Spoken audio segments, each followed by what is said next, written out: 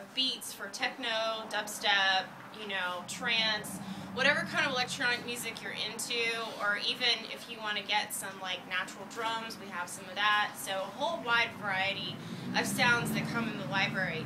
So regardless of if you buy the full version of Machine or the Machine Micro, which is at a lower price point, you get the full version of the software. So we didn't cut any corners with the software if you get the Micro, right? So MSRP on the Machine is $5.99 and MSRP on the Micro is $3.99. So it's a really great way to get started, and then when you're ready to upgrade, you can get the full controller. And some people may want the full controller or may not want the full controller, because say you just make beats in your studio, you're not really out there performing, right? And really what the big Machine controller is all about is ease of use for performance.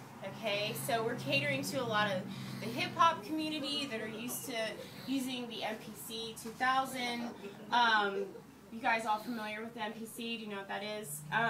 The cool thing about Machine versus the MPC is the MPC is a hardware unit, so all the sounds are in the box, and you have a limited amount of space, right? But with the Machine, you have a 6 gig library, but then you can go and you can import your own sounds, your own drum sounds, sounds from other libraries, and you can tag them and make them available in your Machine library via the controller. You guys with me? Cool. So, say you have your iMachine, and then you've got your Micro, or you've got your full version, and you have a pretty cool way to get started, okay? So, another really great thing about Machine is that it works as a plug-in host. So it hosts VST and audio units plugins.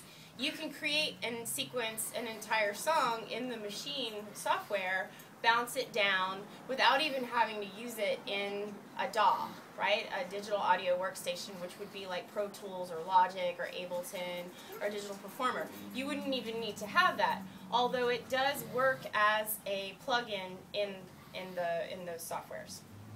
Okay, so let's get started. Let's see.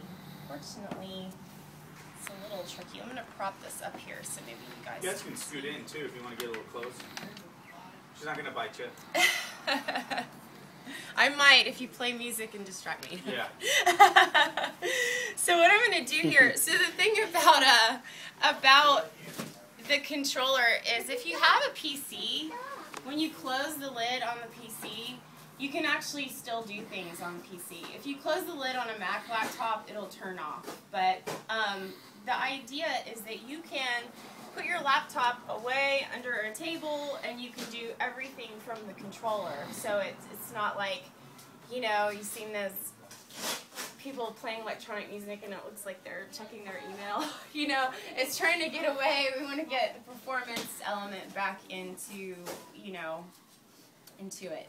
So I'm not going to pretend to be a mad finger drummer, so you guys aren't going to get any like wicked performance out of me today. I'm more of a technical geek, so I'll show you how it works. And then there's some really great YouTube videos. There's this one guy, I can't remember his name, but he's Jeremy Ellis. He's just crazy amazing on this thing. I'm not so much. So if I hit the browse button, and you see what's happening when I hit that browse button, on the left-hand side of the screen is showing my list of kits. So there's pre-made kits that come with the Machine software, right, already ready to go. So when I hit browse in my window here, there's a list of kits, and I can use this rotary knob just to scroll through my available kits here, okay? And there's a button here that says pattern, okay, and it's highlighted. And you guys can scoot in if you want, because you're not going to be able to see it up there.